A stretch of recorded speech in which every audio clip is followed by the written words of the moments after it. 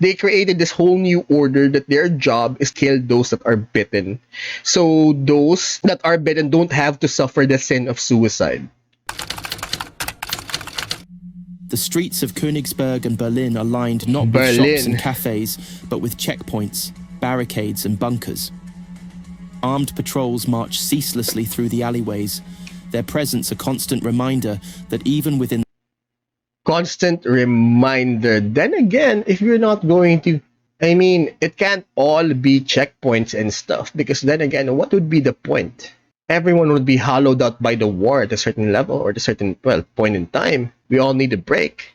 In the heart of the Free State, war is never far away. Curfews are strictly enforced, not to protect against crime, but to ensure that when the heretics come, when the infiltrators slip through the cracks, there is no one left wandering in the dark, no one left vulnerable. Every home is built to withstand a siege.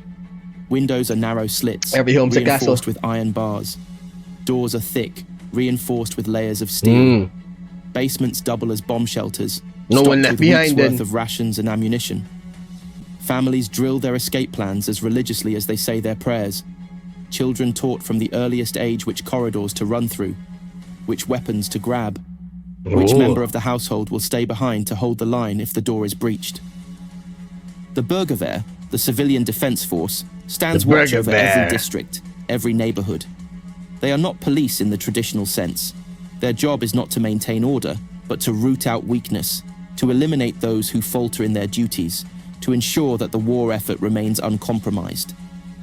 A man who hoards food while his neighbors starve is not imprisoned. He is executed, his rations redistributed. A woman who refuses to take up arms is not fined.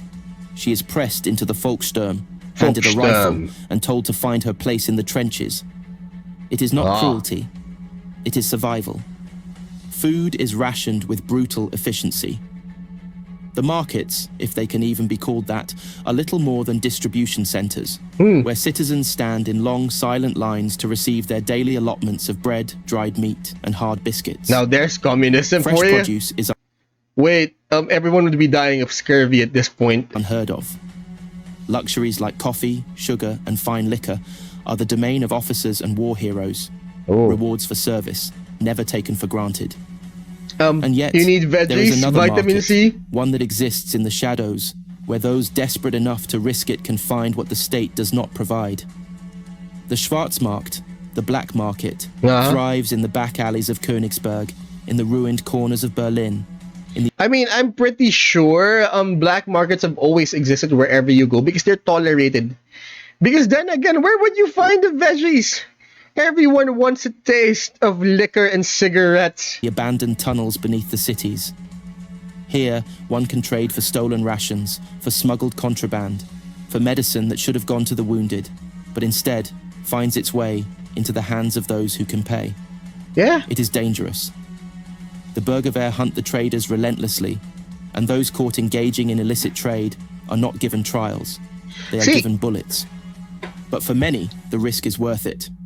Because even in Prussia, even in a nation built for war, there are those who cannot survive on duty alone. Exactly. Some simply cannot endure the endless hunger, the constant exhaustion, the knowledge that their family may not see another winter. Others seek... I mean, honestly, I'd be smoking like 3 to 5 packs a day if I lived in a place like this, and I would definitely risk my life for cigarettes. Comfort in ways that the state does not approve. Imported spirits, forbidden books, music from a world that no longer exists. There are even whispers of hidden dens where men and women gather not to plot treason, but to simply sit in silence, to pretend, if only for an hour, that the war does not exist. They are illusions, nothing more. So, speak easy. So, wait, no, it's silence easy. Holy shit. That was depressing. Just to sit in silence and pretend the war doesn't exist. In the film, Enemy at the Gates, they partied every night. After every day, after every battle, they partied as hard as they can for the simple reason that they know that this might be the last. And I believe I already told this story before, but or this report before, but back in World War II, during the siege of Britain, during the battle over Britain, officers were so liberal with weekend passes or with vacation passes, leave passes, whatever you may call it, because they know for a fact that the men would come back. They know that giving the men weekend passes so that they can see their families, their friends, their girlfriends is an effective tool, that they know that it would remind them that this is what you're fighting for. You're fighting for your children, you're fighting for your loved ones, you're fighting for your friends. And guess what? During the siege of Britain, there wasn't like a single case of desertion, or there wasn't like a single case of of course there were cases, but the number was very low of people going AWOL after receiving weekend passes. They would come back, and even those without families, they would basically just party themselves out, and then they would come back to fight because they are reminded that this is what you're fighting for. So in this situation, what exactly are you fighting for? Because it never ends. Because you're hoping. I mean, the reason why you're fighting under the siege of Britain back in World War II, you're fighting to end this whole thing. You're fighting so you could repel the Germans flying overhead, so it would finally end. All right, there's a question right there. One for the philosophers. Then again, it's a grim, dark universe. But sometimes even illusions are worth dying for. Yep. Because safety in Prussia is not real. It is a currency, bought and sold, given and taken, but never truly possessed. And so, the people endure, not because they expect safety, but because they have learned to live without it. Oh. A Prussian home is not a sanctuary. It is a stronghold. Oh, ah. A last redoubt against the Every man's home is his castle, so makes sense. war that presses in from all sides.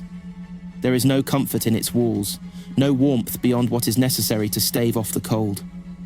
Everything is built for function, for survival, for endurance. The homes of Königsberg, Berlin, and the scattered settlements that still stand are made of reinforced stone and iron, their windows narrow slits designed for rifle fire, their doors thick enough to withstand a battering ram. The oldest buildings still bear the scars of past bombardments, their walls pockmarked by bullets, their foundations shaken by shellfire.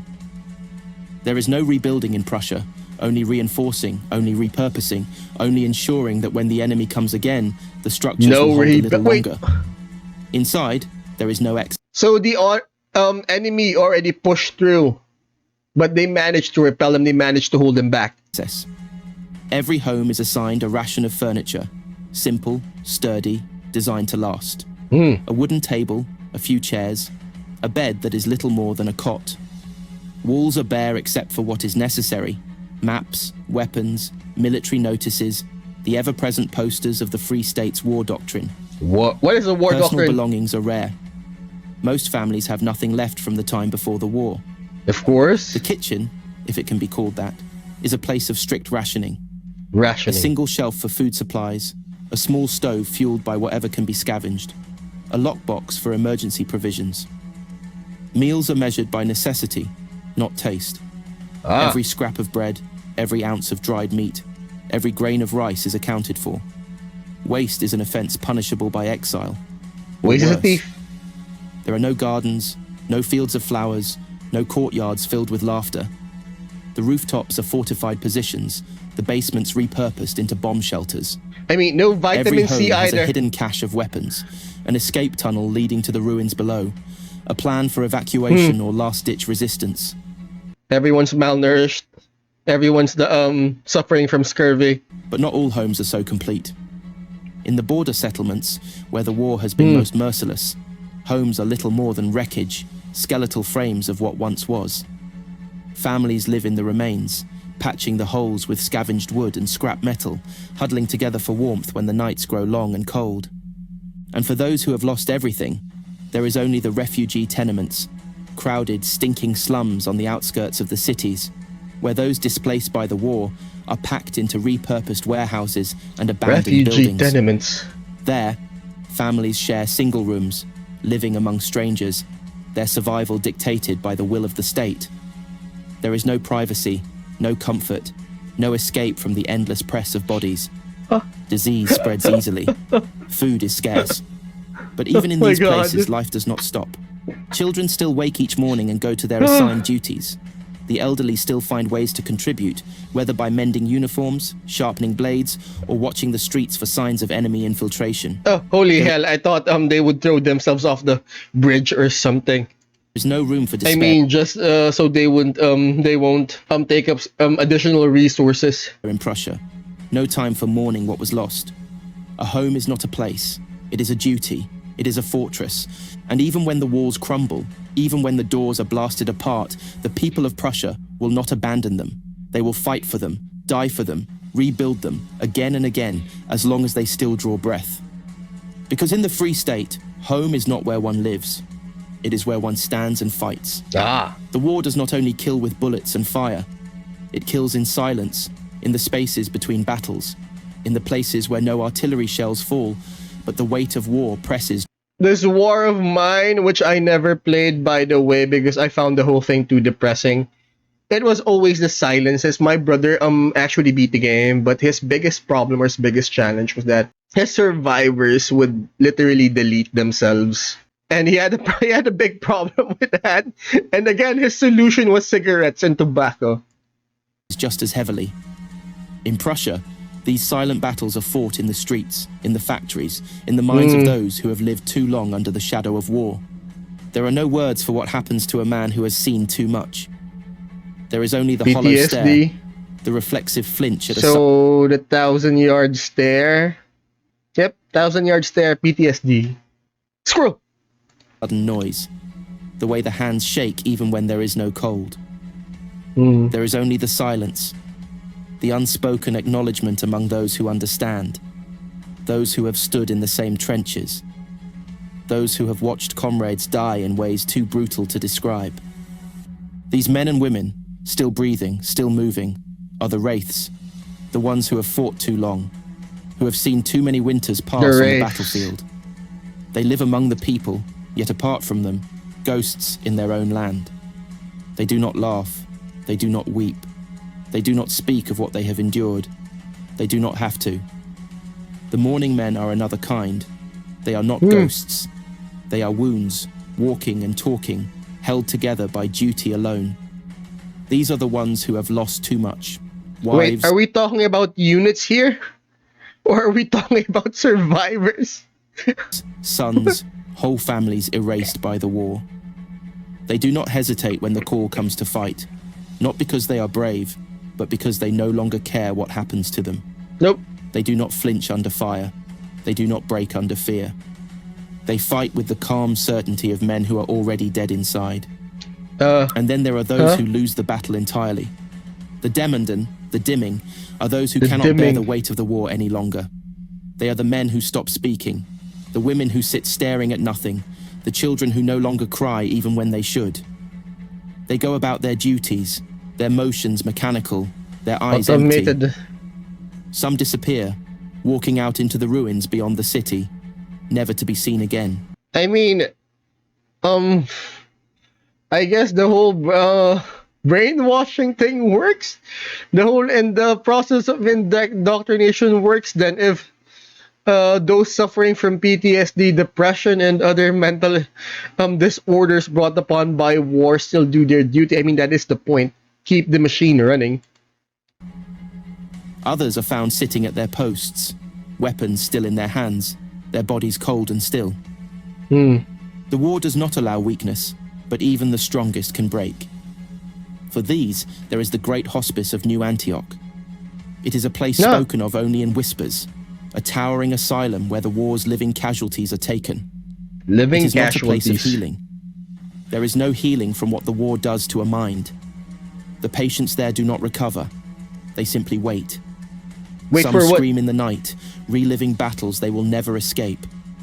Others simply sit, unblinking, their minds locked in some unseen battle of their own. The Feldkaplan visit them, speaking prayers over their broken bodies, urging them to find strength in faith. Some do, others do not.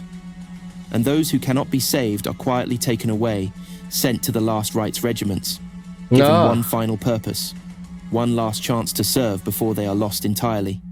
But even among the common people, the silent battles rage. Mothers send their children to the factories knowing they may never see them again. Fathers pretend not to notice the cracks forming in their sons, the way their hands tremble before battle. Teachers instruct their students in war doctrine, Of course. knowing that most will be soldiers before they are men. Everyone fights, whether with weapons or with the weight of simply enduring. Because in Prussia there is no retreat, no surrender. Not from the war. Only duty. And not from what it does to those who fight it. There are no children in Prussia. Not in the way the world once knew them. There is no innocence, no carefree laughter in the streets, no games played without the shadow of duty looming over them. Yeah. Childhood is not a time of discovery, it is preparation. From Of the moment course. they can walk, they are being shaped, hardened, turned into something useful. A Prussian child does not ask what they will be when they grow up. They know. They already know. There are no other paths, no choices beyond those laid out before them by the needs of the state. They will fight, they will build, or they will die. The Sturmjugend, A, the B, or Storm C. Youth, are the next generation of warriors, trained from infancy to take their place in the trenches. They march before they can run. When I played Company of Heroes, I think it was two in the first and the second one. I honestly enjoyed when I played ranked matches or when I played on Germany's side. I honestly played the Volkssturm. They were easier units and they were actually quite useful units. So if ever I do play, I'm gonna try and find the Volkssturm units here in Prussia. They learn discipline before they learn affection.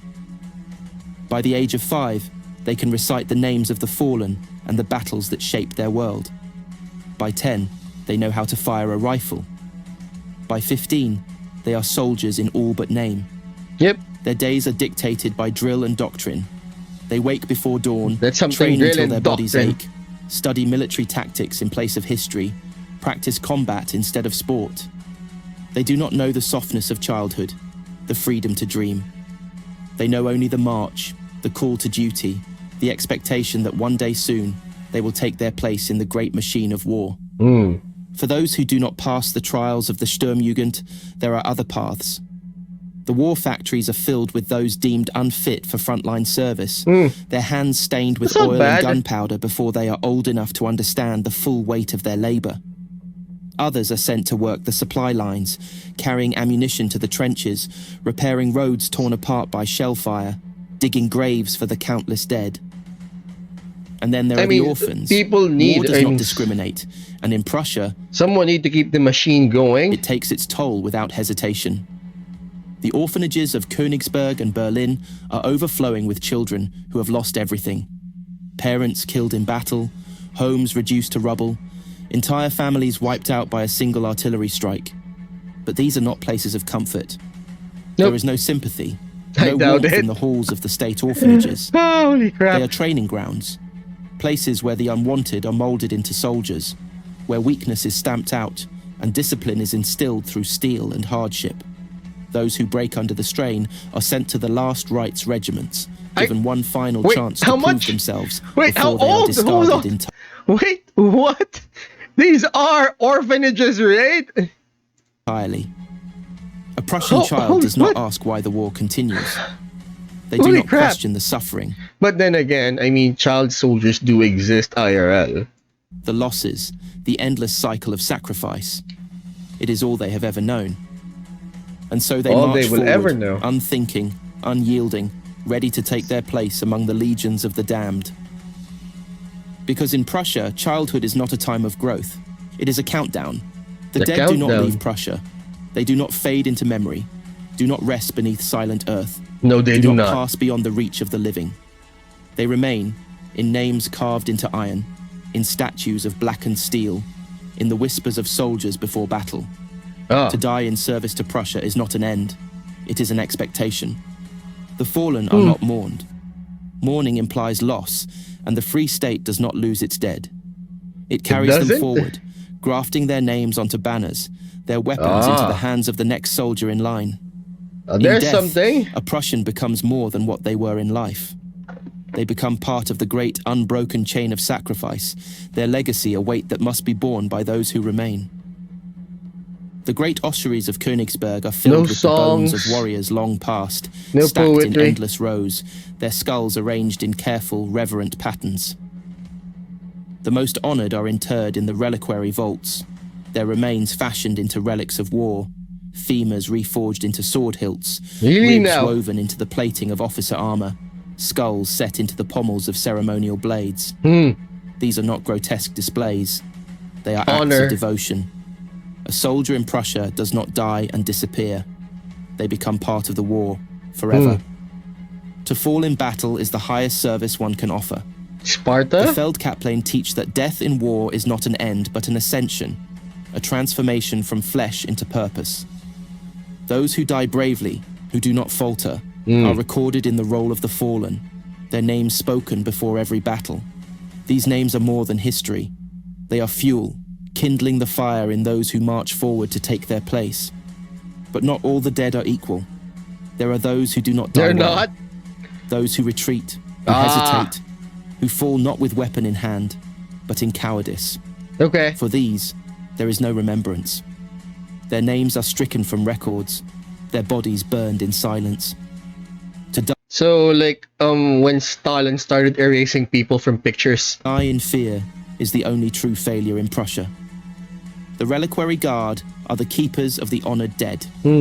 Clad in armour fashioned from the remnants of fallen heroes, wielding weapons that have passed through generations, they are more than soldiers. They are living monuments. It is said that they do not die in battle, that the spirits of those whose remains they carry protect them, guiding their hands, steadying their blades.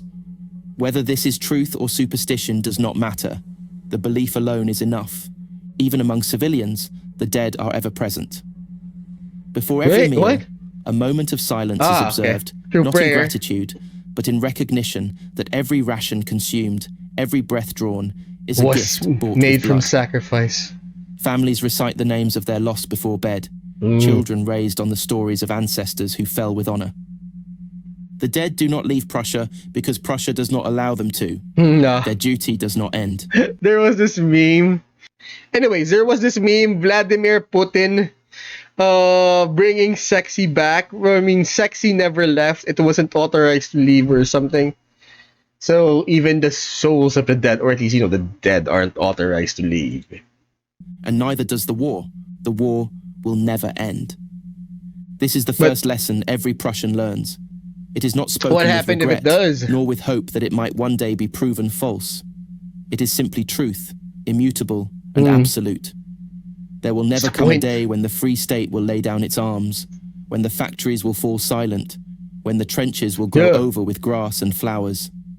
There will never be a time when the Landtag will debate anything other than survival, when the Feldkaplan will speak of peace rather than sacrifice. Prussia does not exist without war. It does not dream of victory. So what happens when for it victory ends? is an illusion. The heretics will not relent, the Holy Roman Empire will not forget, and the Iron Sultanate will not extend its hand in friendship. The enemies of Prussia do not sleep, and so Prussia marches onward, ceaseless, relentless, enduring not because it chooses to, but because it must. It And must. so the cycle continues. The factories still burn, their chimneys belching smoke into the sky as weapons are forged for soldiers who have not yet been born. The Landtag still convenes, its halls filled with men and women who understand that politics is not a matter of governance, but of war. The trenches are still dug, the walls still reinforced, the cities still patrolled by those who know that the moment they falter, the moment they grow complacent, everything will be lost. There is no rebellion, no movement to change what is. Because to question the war is to question existence itself. There is no before to return to, no golden age that Prussians dream of reclaiming. There is only now, only the present, only the great machine that grinds ever forward. The next generation is already preparing. Children march in the squares of Königsberg, their uniforms crisp, their voices raised in the war songs of those who died before them. They will not know childhood as it once was. They will not grow up with stories of peace, of a world where the only duty was to live. Their bedtime tales are those of heroes who held the line, of soldiers who died with What honor, else? of men and women who understood that there is only one path forward. The reliquary guards still patrol the borders. their armor carrying the weight of those who came before, their blades etched with the names of the fallen. The Volkssturm still trains, old men and young boys alike learning how to kill, how to fortify, how to resist. The war machine does not stop, it does not hesitate, and neither do the people. To live in Prussia is to march forward, always forward, never looking back. There is no choice, no alternative, no dream beyond survival. Because the war will never end, and neither will Prussia. Bye! Thank you for watching, guys. So if you want me to check out other stories here on YouTube, please let me know in the comments. We upload on the weekends, Tuesdays and Thursdays. Also, check out our Twitch channel where you can watch me do this live. And please don't forget to like, share, subscribe, do the whole notification button thing to help me out with the algo, and class dismissed.